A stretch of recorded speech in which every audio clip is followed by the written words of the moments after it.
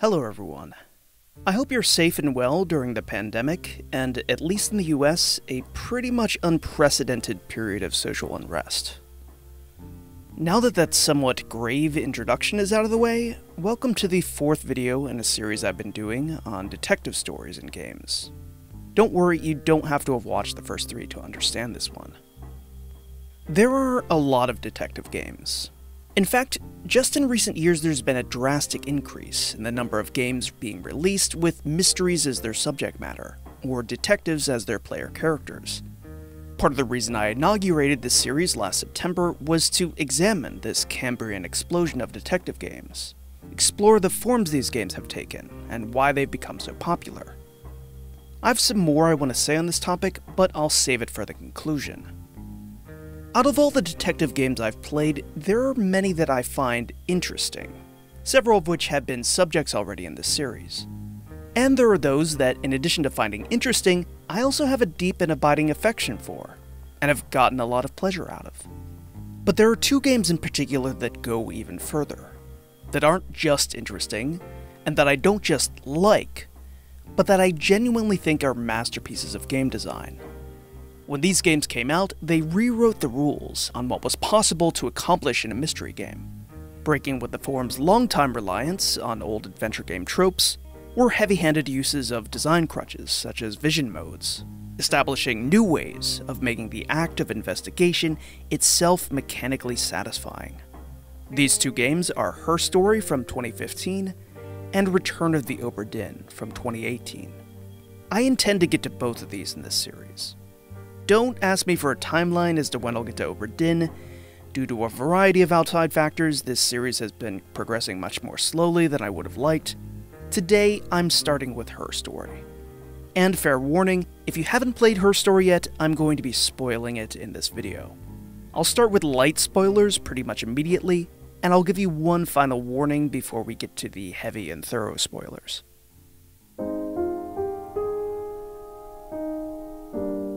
Her Story is a 2015 game from Sam Barlow. Barlow was a writer and designer with Climax Studio, who wrote, among other things, Silent Hill: Shattered Memories, a game that I retained some real affection for, despite the fact that it has some undeniable flaws and was never really going to be what people wanted it to be. He also wrote the interactive fiction piece Isle, which perhaps serves as a better preface for what he would eventually do with Her Story. Her Story itself is a full-motion video adventure game, a genre that had pretty much gone fully extinct by the time Barlow returned to it in 2015. Full-motion video games had briefly flourished in the mid-90s on the PC, Sega CD, and 3DO, as developers adapted to the possibilities of the CD-ROM. Taking advantage of the then unprecedented storage capacity of disc-based media, these games eschewed real-time graphics for pre-rendered video files, either created with CGI, or more notably, using flesh and blood actors, captured on heavily compressed video. These games' reliance on fixed video assets necessarily meant that they were slower and less responsive than your average game. In short, they were shit. And that, combined with the fact that they mainly flourished on overpriced disc-based consoles with failure-prone lasers, ultimately spelled doom for the short-lived genre. The fact that some of these games used the video format to show some skin extended the genre's life by a little, but not by much. Her Story returned to this live-action format, and did much more interesting things with it than the original games ever did. In fact, it got so much buzz and won so many awards that it basically single-handedly resurrected the full-motion video adventure game. In the 5 years since its release, we've seen a flurry of other FMV games released. Contradiction, a little later in 2015, followed by The Bunker, Press X to Not Die, Late Shift, two games from DeVecchi Studios, The Infectious Madness of Dr. Decker and The Shapeshifting Detective, with a third on the way. You could even include things like Netflix's Bandersnatch in here. And just last August, Sam Barlow released his own follow-up to Her Story, Telling Lies. I have more to say on Telling Lies, but I'll save it for the conclusion. What did Her Story do to revive the genre? Well, I'll be devoting the entirety of this video to the things it does right, But to start at the most basic level, because it didn't have the 3DO and Sega CD as its target platforms, Her Story was not limited to cursor-based gameplay. Instead, it makes extensive use of the keyboard. The main form of interaction you have with the game is searching for videos by typing in keywords. This is immediately more compelling than any previous form the genre took, and as it turns out, is a very good mechanical fit for an investigation game. Her Story's main assets consist of 271 video files, all of which can be discovered via text search. Each of them presents a woman's response to a question asked of her by police investigators. We never hear the questions themselves, only her responses. I didn't. I slept in the car. The in-game explanation for this is somewhat convoluted. What we're watching are interview recordings the police made on VHS in 1994. Then in 1999 they were digitized and fed into a then state-of-the-art video database system. The interview's transcripts were added as metadata to the video clips, which explains why we're able to search them using keywords. But the system was abandoned and the archives were trashed, so the clips of the officers' questions were lost. If you were to watch all of the clips that make up Her Story lined up in a row, you'd see a total of 7 police interviews, delivered in such a way that you only ever hear the answers to the questions being asked. The footage itself, although it consists of 271 video files, only adds up to about an hour and 37 minutes, meaning that the complete script is of comparable length to the screenplay of a typical feature film. If you watched Her Story in this way, though, it would be both boring and cringeworthy. Boring because, taken as a linear screenplay, it doesn't have much shape. You have 8 minutes of a woman reporting her husband missing in the first interview, 8 minutes of her recounting the day he went missing in the second follow-up interview, a third 16-minute interview in which she's no longer talking about her husband being missing, but instead talking about finding his body hidden in the basement, 30 minutes of her giving repetitive statements over the course of 3 more interviews, with the detectives on the case eventually asking some strange questions out of left field that leave her rattled and combative. But again, we don't hear these questions. We only hear her responses, so we can only guess at the original questions. And then 35 minutes of a dramatic final confession, spilling tons of secrets. The 7th final interview is disproportionately long, and not only backloads a lot of exposition and storytelling, but also effectively rewrites so much of what we thought we knew that very little of what happened over the course of the previous hour meant anything at all. There are a few relevant plot points stripped out during the first hour. The revelation around the 16-minute mark that this is now a murder case. The revelation that she's pregnant at the 20-minute mark. The introduction of a friend named Eve at the 39-minute mark, which the interviewee seems to regret doing for some reason. But overall, if someone presented this script to me, written out in linear order, I'd tell them to study the 3-act structure and make significant rewrites. Its first hour is slow and has massive redundancies. I'm talking massive. Characters saying the exact same thing, word for word repeatedly. And it's not even redundantly presenting important information, since the overstuffed final third invalidates so much of what came before. Cringeworthy, because the script is far too on the nose with its heavy-handed symbolism. The plot ultimately hinges around twins, one of whom constantly calls the other her reflection. I wanted to see my reflection. Their names, Hannah and Eve, are both palindromes, a fact the script goes out of its way on 2 occasions to spell out for us outright. It's palindrome. Told me it was a palindrome, like that would impress me. The man who was murdered was a glazier, and he was murdered with the shard of a mirror he made. It was a boutique mirror, crafted by traditional means that rendered it cloudy. It's the perfect mirror for someone who doesn't like to look at their own reflection. The twin plot feels like something out of a fairy tale, which the characters constantly comment on. It's a real-life fairy tale. When they're not actively spelling out the plots of fairy tales. Mother Gothel, a witch, takes Rapunzel from her parents and keeps her locked up in this tower. Oh, and in case you thought the script had let a few extra drops of symbolism go to waste, Eve not only has a name that's a palindrome, but she's also a sexually aggressive temptress figure. It's an apple and a snake. Although technically speaking, she's got more in common with depictions of Lilith. But here's the thing. As players, we don't experience her story in this linear way, all lined up like a feature film. We experience it only by searching words and viewing the clips that come up, one response at a time. This means that the weaknesses I just named aren't really weaknesses. Even the heavy-handed symbolism, which I have to say would be outright unbearable in a film script, serves as just one more bit of connective tissue, helping guide the player's attention as they navigate this sea of seemingly unstructured clips.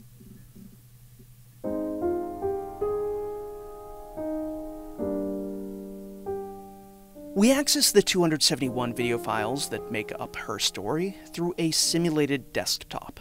This is presented as the actual user interface of the video database the police began construction of in 1999. And I have to say, as someone who used a variety of early digital video editing software suites in the late 1990s and early 2000s, before the emergence and eventual dominance of things like Premiere and Final Cut, Barlow really nails the aesthetic of this era of hybrid analog-digital systems. As soon as we load the game, there is already one search typed into the text search box: murder. It's just waiting for us to hit enter and go. This is very smart, for two reasons. The first is that you can go into this game in a state of utter ignorance, and within seconds you're primed to understand that this is a murder mystery, and you should treat it as such. All it takes is that one word, and anyone who is minimally genre savvy will immediately start strategizing their investigation techniques. The second is subtler. The fact that this search is already typed out for us tells us something about our player character. Even though the game is a direct presentation of a simulated desktop, we're still playing as someone.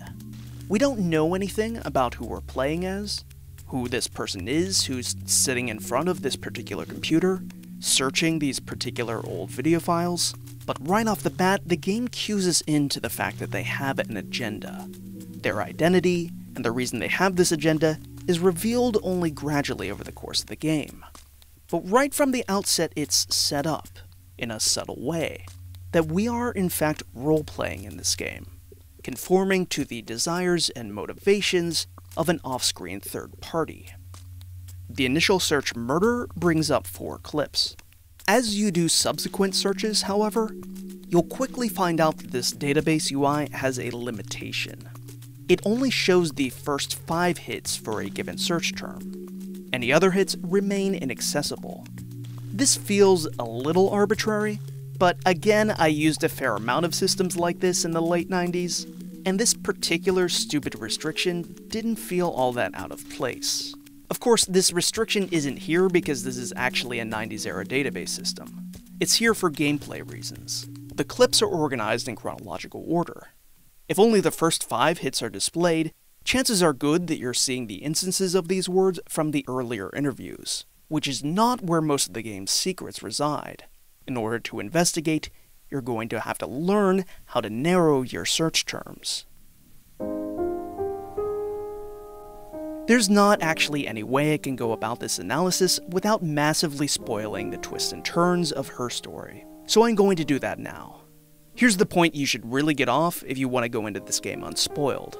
I'm about to recount all of the events that happen in her story, lay out the whole fabula, to use the term the Russian formalists used to describe the events of this story in the order in which they originally occurred. Unfortunately, since so much of what I'm going to recount now takes place off-screen, there's not a whole lot I can do to illustrate this section dynamically. All I can do is ask that you bear with me for a few minutes. Sometime around 1967, a woman gave birth to twins, with the help of a midwife named Florence. The second twin looked as if it was stillborn, but it wasn't. Florence was unmarried and had always wanted a child, and recognizing that the baby was actually alive, decided to lie to the parents, tell them it was dead, and that she would go through all the proper channels of disposing the corpse, but then actually take the child and raise it as her own. She knew that, once the child got older, she couldn't let it be seen publicly. It would raise too many questions. So the child, named Eve, would have to be raised entirely indoors. Complicating things further was the fact that Florence lived on the same street as Eve's parents, just a few doors down. When she looked out the window, Eve could see her sister, Hannah, playing outside, under the loving eye of her parents. This created a long-standing association in her mind with Hannah being her reflection. I thought it was like a reflection in the mirror. 8 years on, Florence falls down the stairs and dies. Eve insists that this was an accident, but she says a lot of things are accidents, and there's reason to be skeptical of her stories. Now alone, and never having officially existed to anyone else in the world in the first place, Eve introduces herself to Hannah and moves in with her. They hide the fact that there are 2 of them from their parents. They trade places being Hannah, and whoever's not Hannah for the day hides in the attic, getting food snuck up to them. The situation is obviously untenable, but they accept it due to their shared love of fairy tales, which they bond over. Stories about lost princesses, evil witches, magical mirrors, and lost children. Speaking of fairy tales, all of what I've said up until this point seems pretty far-fetched, right? There's a significant chunk of players who have played through her story and conclude that none of this is real. That Hannah, in fact, has dissociative identity disorder, and that Eve is a personality she constructed and sometimes slips into as a way of dealing with psychic distress. There are several drawbacks to this theory, however. The first is that isn't really how dissociative identity disorder works.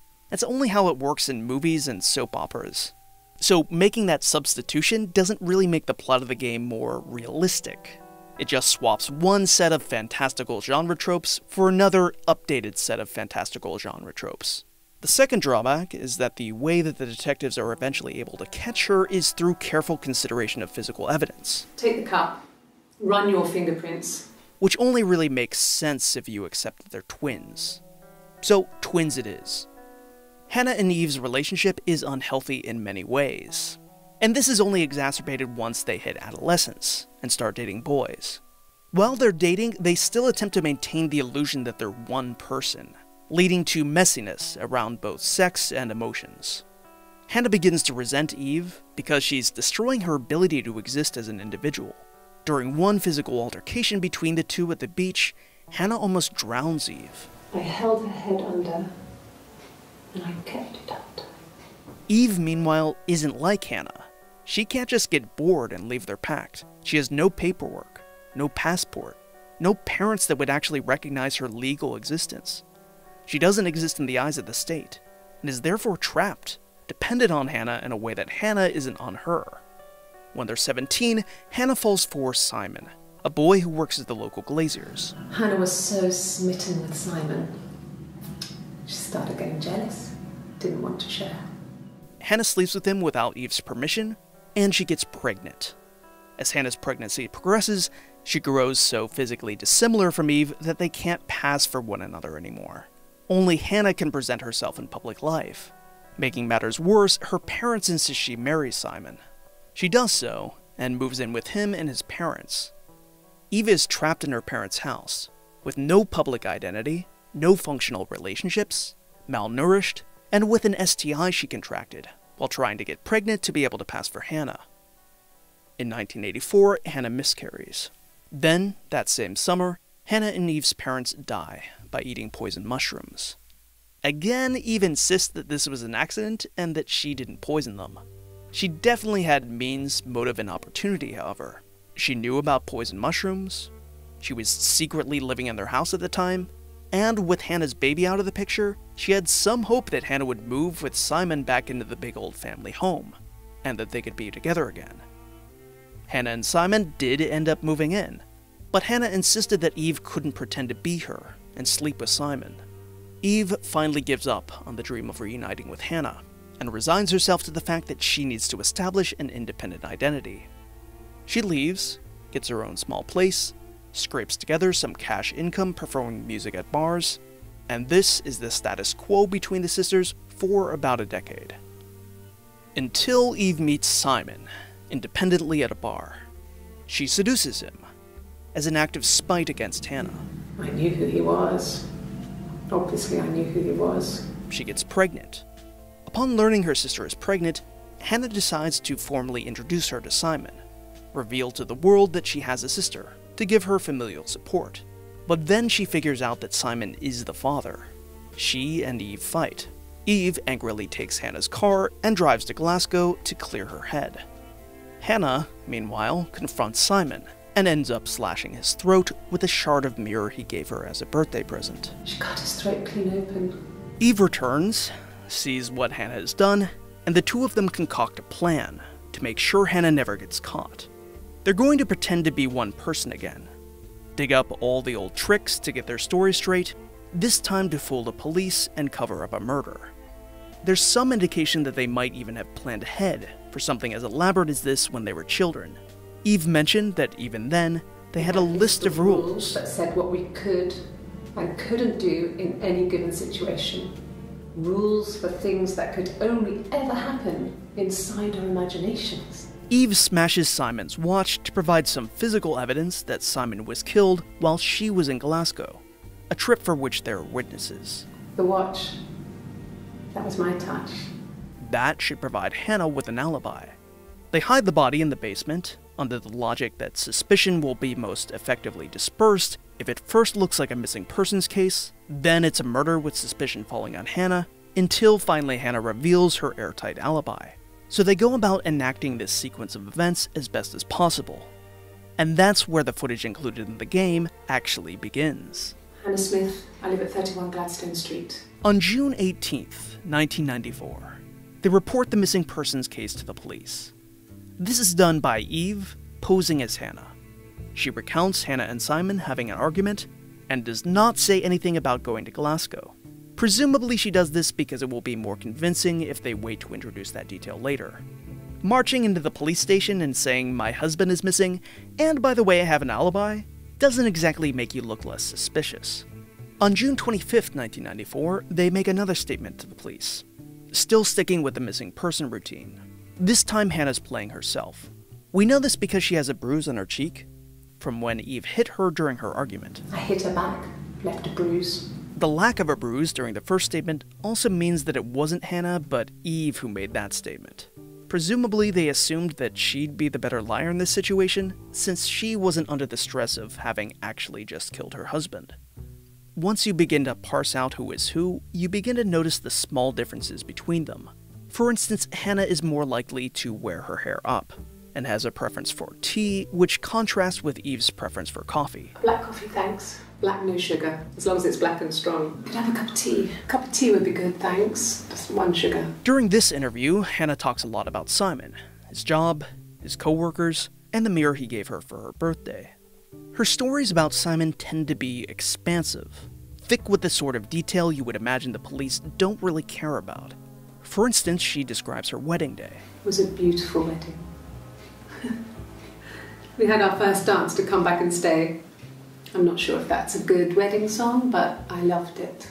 I chose it. I mean, it was genuinely our first dance. We'd never danced together before. It was probably awful to watch, but I enjoyed it. I want to pause for a moment and sing just a little praise for the way the game's script works. As I've said already, we never hear the questions, only the answers given to them. We're rarely totally ignorant about what the questions were, though. The answers are written in such a way that you can guess the question that preceded them, without being obviously over-expository. For instance, in the immediately prior clip, Hannah says that her and Simon's parents met together and decided that they should get married. And they decided we should get married. The next clip begins with her saying, "I guess you could call it that." I guess you could call it that, but... Call it what?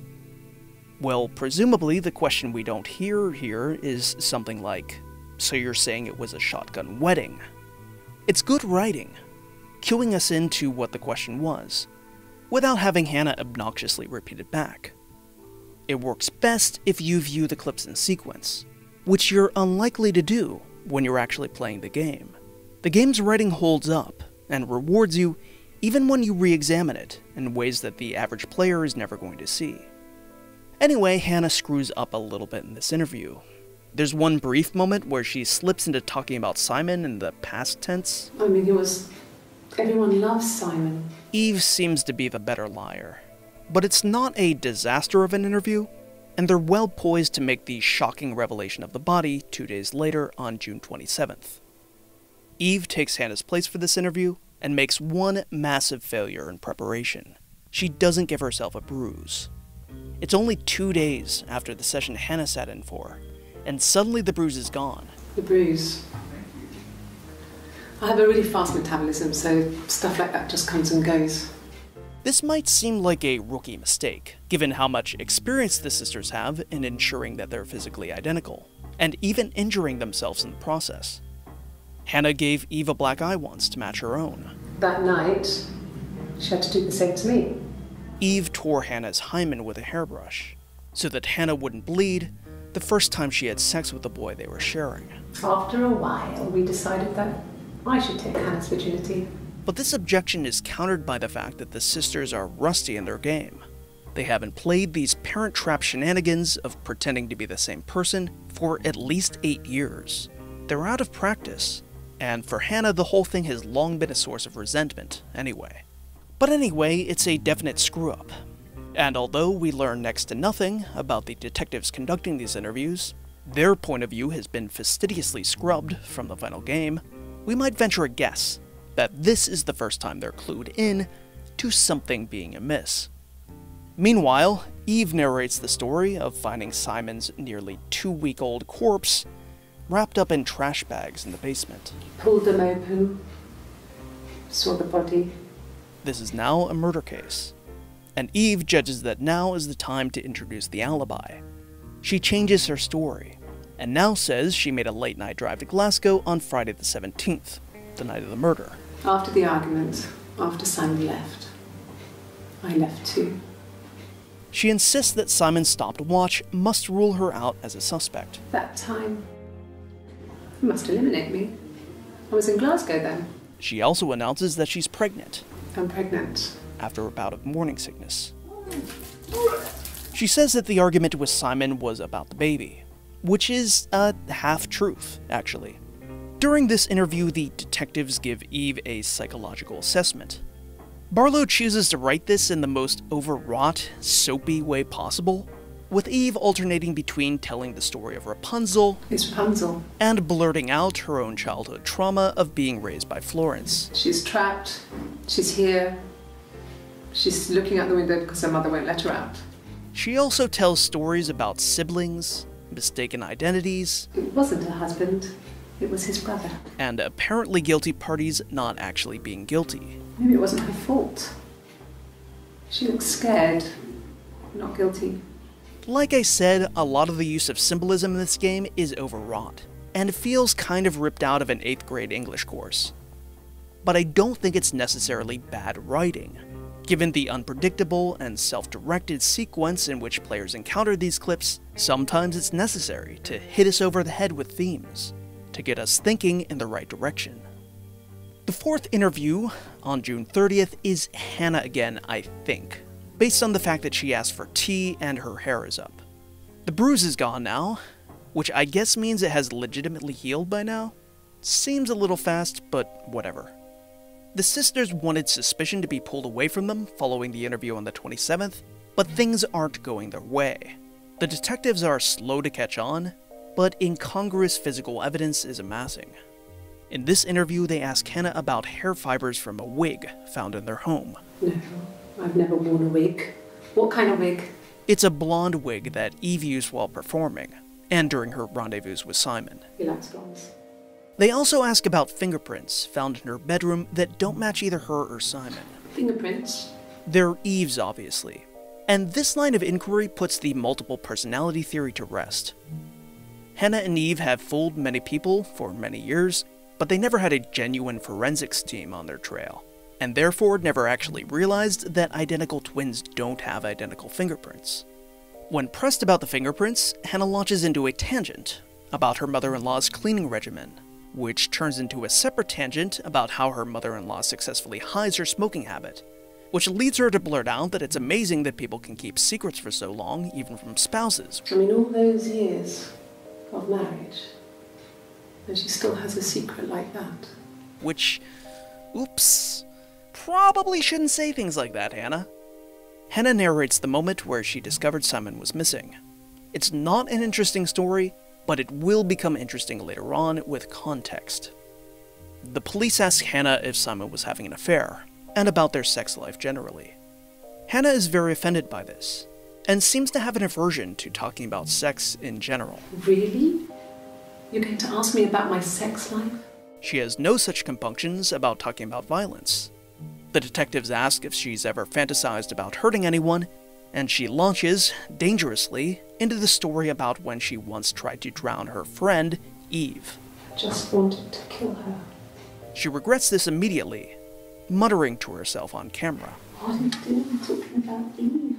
Only to too late realize that the camera was recording while she was muttering to herself. Is that camera recording? Hannah makes one last slip-up in this interview. She says that her miscarriage in 1984 left her infertile. I was infertile. She quickly corrects herself and says that she only thought she was infertile. Thought I was. But even accounting for this correction, it's an odd thing for a currently pregnant woman to accidentally say. Interview 5, the next day, July 1st, is Eve again, making a series of fuck-ups. First, she again recounts the moment where she found Simon missing. It's the same story as Hannah told before, obviously, but the phrasing is so eerily, uncannily identical that it's clear the story was written out and extensively rehearsed by the sisters. This is one moment where it seems like the police department's investment in video technology paid off. I looked quickly into the living room, nothing. So I walked upstairs to the bedroom, he wasn't there. I didn't search for him because it was pretty clear he wasn't there. Immediately after telling the story, Eve spills coffee on herself. The department offers up a clean t-shirt for her to change into, which she does, in the process revealing her tattoo, which Hannah very clearly did not have. Up until this moment, Eve has been wearing long-sleeve blouses to cover it up. The detectives ask her about it, and she has one final moment to salvage things and say she got it recently. But instead she tells the truth, that she got it 8 years ago. The detectives ask her to describe her marriage with Simon, and she defaults to talking about their wedding again, but this time it's very different. Whereas before, Hannah gave a very first-person account of what it felt like to dance with Simon. It felt like it was just me and Simon, for that moment. Here Eve talks about how good the photos looked. Simon looked very handsome in the photos. Which makes sense for 2 reasons. 1, because she wasn't there, but 2, because the wedding was an early instance of Hannah and Eve no longer syncing their memories and trying to act as one person. Eve is much more convincing at describing Hannah's childhood than she is at describing Hannah's married life. Again, they're out of practice pulling these sorts of shenanigans, and Hannah has accumulated years' worth of memories in the meantime. There's also a great moment here, when Eve outright describes the wedding as a shotgun wedding, with an air of dismissiveness. It was what they called a shotgun wedding. Which Hannah pointedly did not do. I guess you could call it that, but... But again, you only realize this if you do a bit of interpolation, and make an educated guess as to what the detective asked her. God, the script of this game is really good sometimes. Lots of little payoffs. Eve is very comfortable discussing sex. Was he my first? No need to be so coy. It's like she's had a complete personality transplant since the interview 1 day prior. If you know the full story of what's going on, you can feel Eve's building flippancy and sense of resentment. The police were supposed to have bought their story by now. She wasn't supposed to have to continue to cover for Hannah through an extended criminal investigation. The detectives ask her to sing a song to demonstrate that a guitar they found on the scene is hers, and she belts out a ballad of 2 sisters who fell for the same man that's an obvious allegory for her relationship to Hannah. It even includes their scuffle on the beach, where Hannah held her head underwater. So she pushed her in and held her down. Oh, the wind and the rain. Watched her as she slowly drowned. Oh, the dreadful wind and rain. Also in this interview, the detectives keep asking Eve about a traffic ticket. It seems totally innocuous, but it's a crucial bit of physical evidence that proves that she was in 2 places at once. Out driving and getting a ticket, while she was also clocked in at her job. They haven't announced it yet, but the detectives already suspect that Hannah is really 2 people. In the 6th interview on July 2nd, they do announce their suspicion, laying out the evidence, the traffic ticket, the fingerprints, the rehearsed answers. It doesn't go too well, and this is a short interview. Fuck off. On July 3rd, the 7th and final interview, they get Eve to take a polygraph, and she comes clean about everything. This takes up a tremendous amount of screen time, and it mostly covers the backstory, which I've already laid out. The police have Eve in custody and are trying their best to pin the murder on her. She pleads innocence. I didn't murder Simon. But almost everything related by her and Hannah so far in the game has been a lie, so who knows? In her final words in the game, she emphasized that everything she said, including what she's saying right now, is just a story. And all these stories we've been telling each other, just that. Stories. Hannah is apparently still at large. My sister is gone. And Eve says the police will never find her. And she's never coming back. But who knows? That's all we have of this particular tale. Well, not quite. As the game progresses, we get moments where we can see a face reflected on the monitor. Our player character, the woman in-game who is typing all of these search terms out, bears a striking resemblance to Hannah and Eve. Once we've seen the most crucial clips, the ones where Eve actually narrates the murder, our friend, SB, checks in to see if we understand why our mother did what she did. Through these roundabout means, the game provides an epilogue to the story. Presumably, we are Eve's daughter, rifling through an archive of police interview footage to learn about our mother, who presumably gave birth to us while she was incarcerated. So that is the fabula of her story. But you don't experience the fabula in the way I've just laid out. You can experience it in a multitude of ways. In fact, according to my calculations, there are approximately 180 zillion ways to experience the story of her story. How the hell do you structure a story like this? Where, theoretically, any one of the 271 discrete video clips could pop up when a player types a word or two into a search box.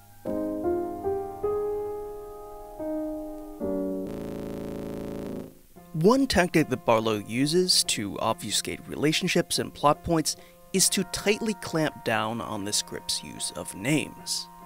Again, even if you're coming in completely ignorant of the game and its conceit, the first word you see when you boot it up is murder. So you're probably going to guess that we should be solving a central murder mystery, especially once you watch those first 4 clips. Murder mysteries are all about finding and eliminating suspects, and to do that, we need names. So of course players are going to be especially sensitive to names, trying to understand the cast of characters and potential suspects in this thing. Now, so far in this video, I've spoken 5,771 words, and I've said the name Eve 58 times. The script for her story consists of around 11,300 words, and the name Eve appears in it 7 times. The name Hannah appears more often, but we only actually hear the woman who's speaking clearly identify herself as Hannah Smith twice. Hannah Smith, I live at 31 Gladstone Street. My name is Hannah Smith. Unless you've seen those 2 clips, or a third in which she repeats the name Hannah in an instance of talking to herself, you have no reason to suspect that Hannah is anyone other than an acquaintance of this woman, who for some reason she talks about most during her final interview. My girlfriend came up to Hannah the next day and punched her in the face, gave her a huge black eye. This means that the central relationship, the one that I spent pretty much the entire plot summary talking about, is actually, when you're playing the game, a huge twist. One you're unlikely to happen upon until you've already done a fair amount of digging. How much digging? Well, I'm gonna trace back through my own playthrough. I first played her story way back in 2015, so I don't remember it 100% clearly, but thankfully I took notes while I was playing, and your save file retains the list of searches you do, so I can reconstruct my playthrough fairly clearly. The initial pre-typed search, murder, doesn't give you much to go on, except a name, Simon. I didn't murder Simon. So that was my first search. I'd be utterly shocked if it wasn't the first search of 99% of players. From there, the game offers you what feels like leads. A workplace, Ernst Brothers Glass, and a favorite pub, the Rockington Arms, aka The Rock. Then we get a whole list of people at The Rock. Peter, Susan, Helen, Remember, players are likely to gravitate towards character names in a mystery story. Peter and Susan are dead ends. Helen only gets mentioned in 2 clips, but the second clip is useful. She mentions an argument in it. Said he was upset about her argument. What sort of argument?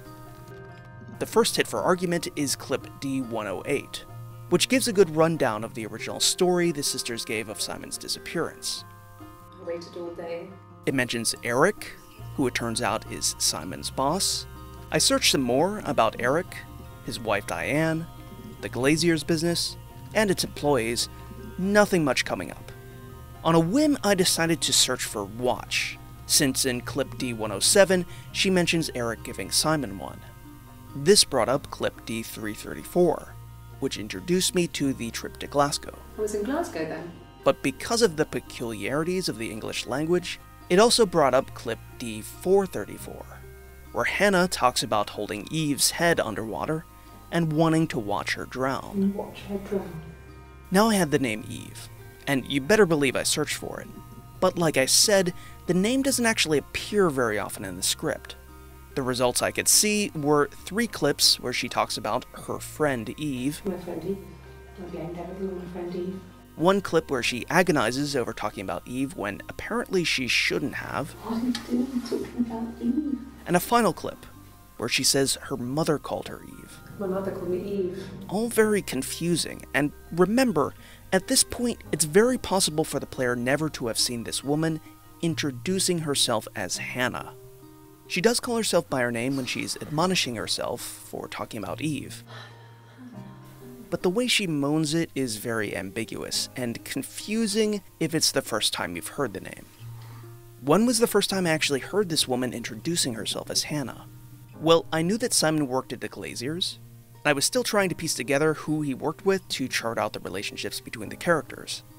So I searched for Mirror, and Mirror brings up clip D102, where this woman talks about Hannah being her name, and Hannah being a palindrome and almost, but not quite, a mirrored version of itself. It doesn't work from Eric though, it's not quite symmetrical, but well, you get the idea. So now I had 2 clips. One in which this woman clearly identifies herself as Hannah Smith, and another where she says that her mother called her Eve. My mother called me Eve. So what was up with that?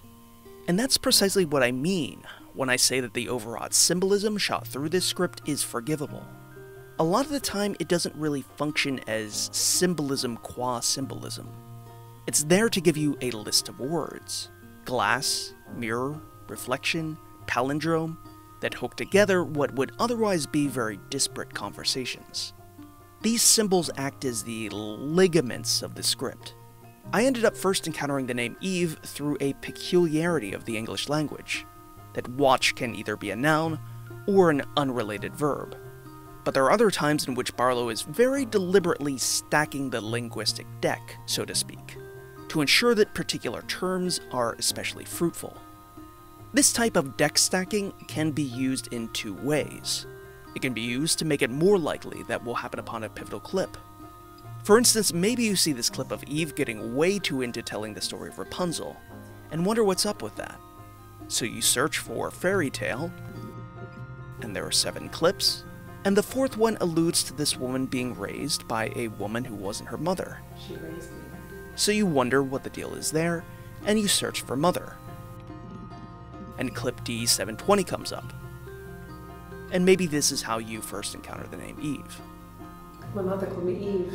Or it can be used to make it less likely that we'll see a clip, until late in the game, when we've really discovered how to refine our searches. The limiting of search results to the first 5 chronological instances of a word is a blunt tool, but it gets the job done. So for instance, the murder weapon is a shard of a mirror. She cut his throat clean open. But you're not going to learn that just by typing in mirror in the search bar, because it's used too many other places in the script. The word has its usefulness, as we've already established. It's what allowed me to first encounter the name Hannah. But if you search for it, it brings up 11 clips.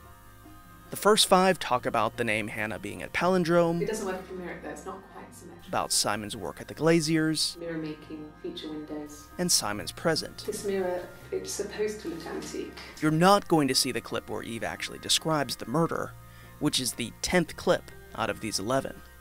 You're not even going to see the clip where Eve talks about what it was like growing up and watching her twin out of the window. I thought it was like a reflection in the mirror. Which is the 7th clip out of these 11. You'll only see the first 5, which are the least juicy, though still helpful. Our access to the later clips is delayed. Now, which clips might Barlow want to delay players from seeing? Well, I know exactly which clips Barlow wants to delay players from seeing too soon, because the game actually marks them as such. Out of the 271 video clips in the game, there are 33 that are flagged as important for the player. It's morning sickness. This is done in 3 ways. Either 1, they trigger a musical cue, one of several sad, thoughtful piano cues that interrupts the usual soft, propulsive synth music. 2, they cause the lights to flicker, allowing us a brief, or sometimes not so brief, glimpse of the woman at the keyboard that we're playing as. Or 3, they do both. I've confirmed that these clips are flagged to always behave in the same way. I've installed the game on several platforms, deleted my save, and started over a half dozen times, and the game always triggers these things immediately after these clips are played. I think this is a great system. Other mystery games might mark you finding an important clue by automatically adding a note to your diary. That's fine, but it leaves you feeling like the detective work is automated, and you're just along for the ride. Her story keeps you firmly in control. It just uses these musical moments to heighten your emotional response to a revelation, encourage you to realize that yes, you are on the right track, and yes, you should keep going. Clip D605 is a great example of this. The entire script of the clip consists of just 9 words. Twins? Really? Are you really asking me that question? Out of those 9 words, really, are, you, me, and that occur far too numerously to be useful search terms. Technically, you could get to the clip by typing either asking or question into the search bar, but it seems really unlikely that a player would do so. So that leaves twins. So let's say someone was in my shoes when I had played the game. They had encountered this woman saying my mother called me Eve. My mother called me Eve. And encountered another clip where she says her name is Hannah. H-A-N-N-A-H. And they're wondering exactly why one single woman identifies herself in 2 ways. So you type in twins. Clip D605 is the first hit. You hit play. Twins? Really? Are you really asking me that question? And there's that music. Her dialogue doesn't say, yes, I have a twin. Her dialogue is a denial. But the music tells us otherwise. The music says, yes, you're on the right track. Keep following this particular investigative thread. Players may stumble upon plot points accidentally, but the game always lets you know that they are plot points. The distribution of these moments might be unpredictable, but the music lets you know which reveals are dramatic and which ones aren't. So what are the other 32 clips, besides D605, that are marked in this way? For the most part, they're heavily concentrated in the 7th interview. Anytime Eve is actually explaining her backstory, how she was separated from her parents and raised by Florence, later reunited with Hannah, etc. Aside from those, it's just the 2 times she mentions twins in interview 6, and then the 3 times she mentions being pregnant in interview 3. So interview 7 is the longest interview, and it's also the interview most chock full of these music-triggering clips. It's also the most heavily protected interview, by which I mean the game goes out of its way to ensure that its clips are harder to view. You know how that search function limits you to 5 clips, and they're organized in chronological order, starting with the earliest interview and proceeding from there?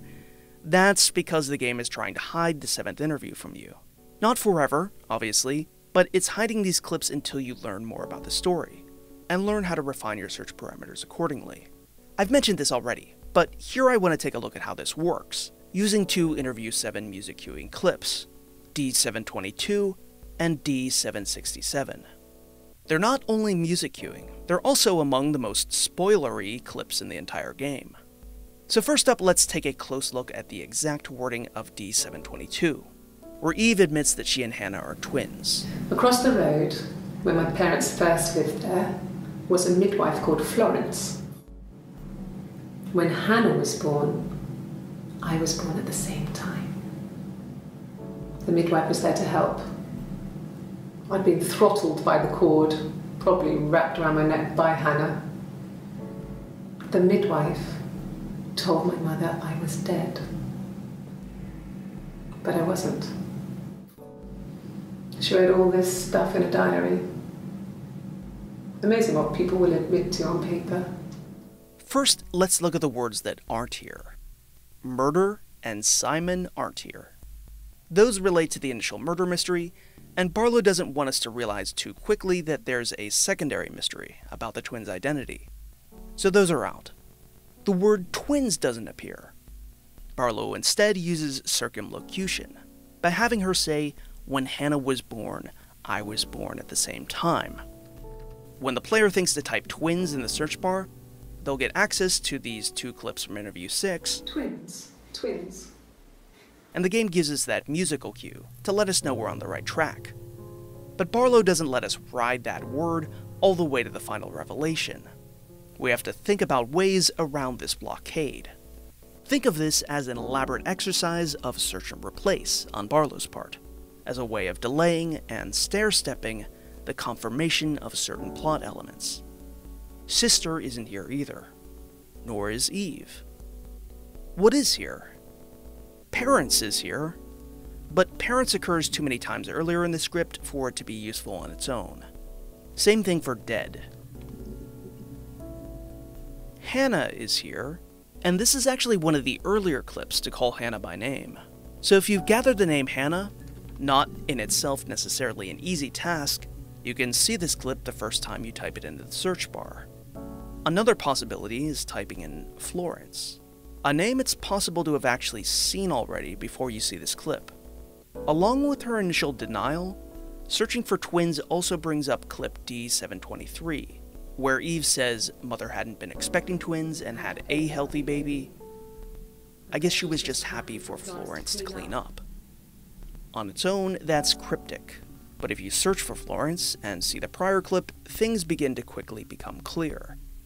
I'm willing to bet that upwards of 90% of players first see clip D722 after searching either Hannah or Florence, and they get to those names after searching for twins, or possibly, as was the case with me, mirror.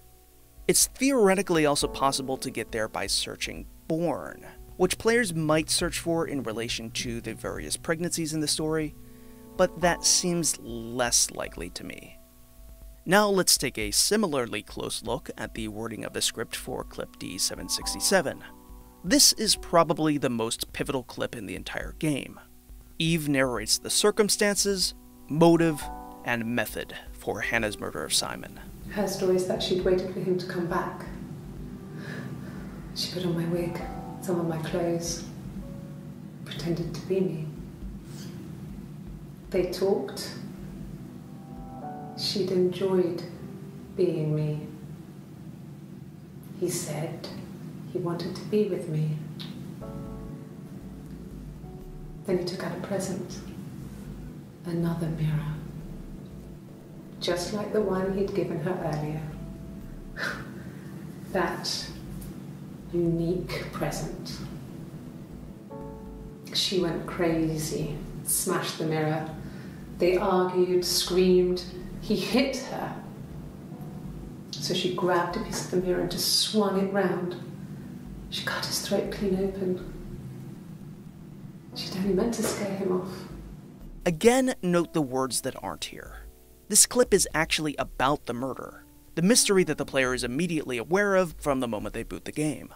But this clip doesn't contain the word murder, or the word kill, or weapon, body, motive, means, opportunity, Hannah, Eve, Simon, not even Simon.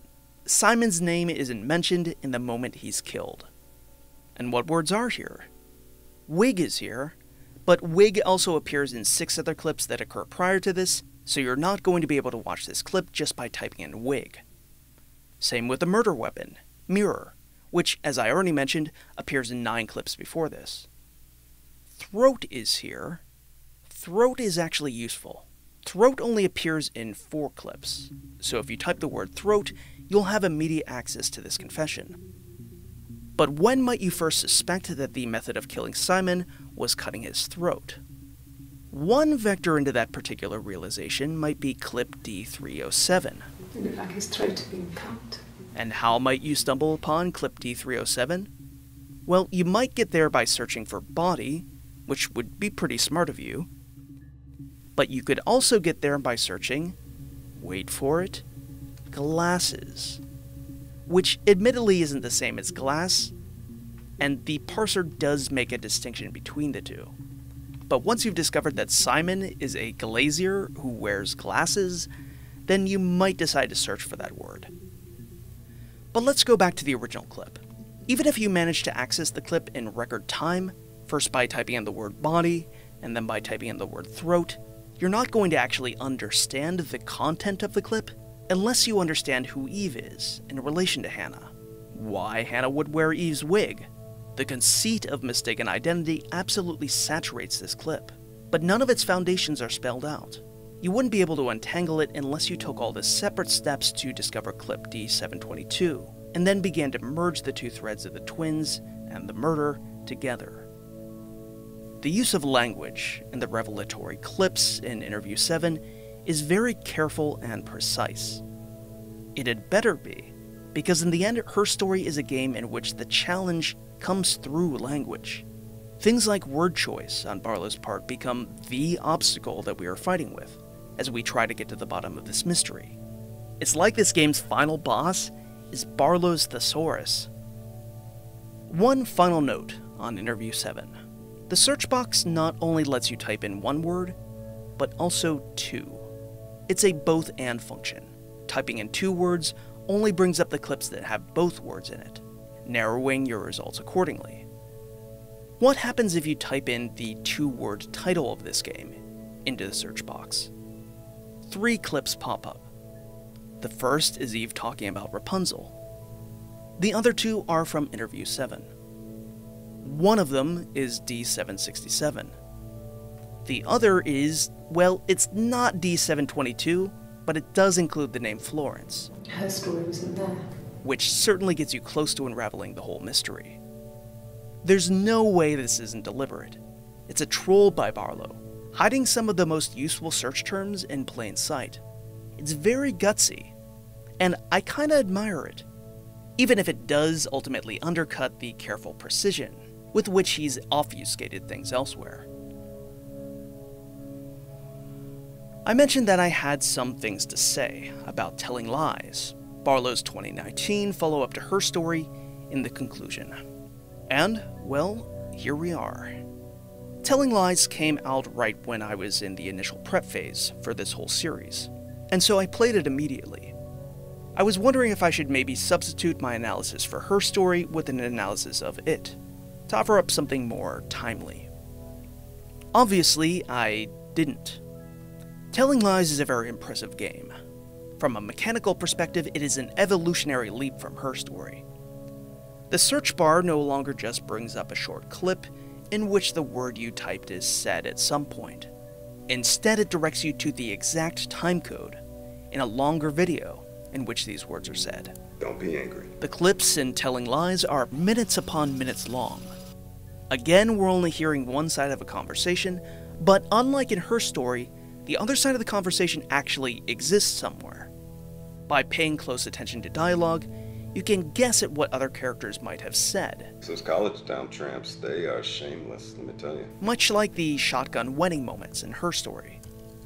And then go out and find the other half of the dialogue, and gradually piece everything together. What's his name? What does it matter what his name is? Because I want to hear how you say it. Steven. Oh, Steven. It's in many ways much more robust and adventurous as a game mechanic. And it represents a lot more work on Barlow's part, not only in writing these scripts, but in getting the metadata to all line up properly, to allow for this sort of search function.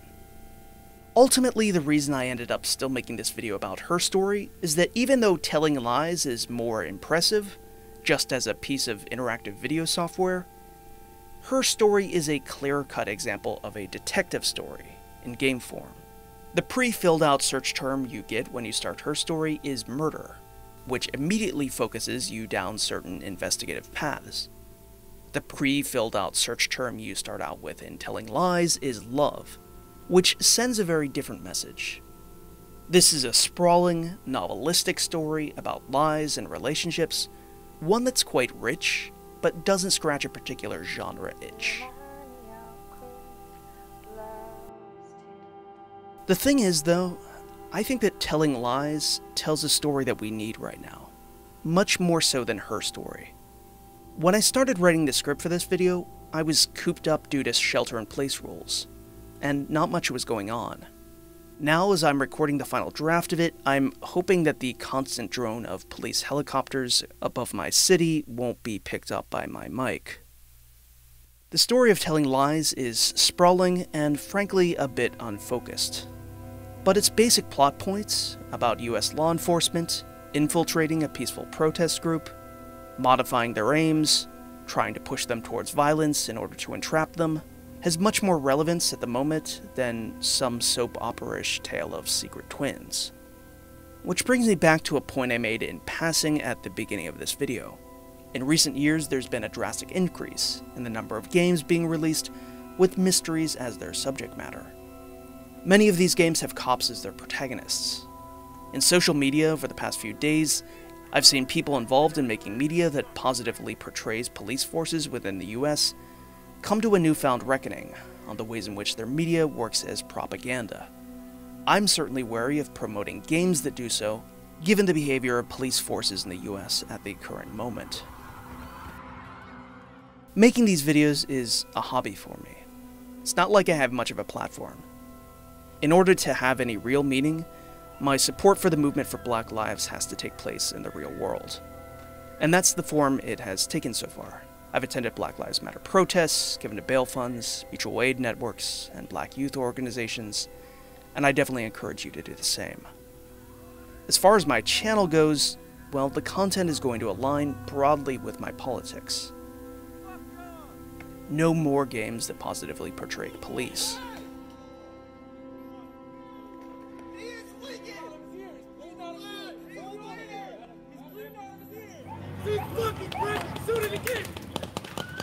I'm not laboring under the delusion that this teeny tiny platform has any effect on the greater world, but the literal least I can do is keep its content aligned with my own values. Anyway, that's a heavy end to this video. But these are unprecedented times. Stay safe, everyone. Justice for Breonna Taylor. Justice for George Floyd. And justice for David McCaddy.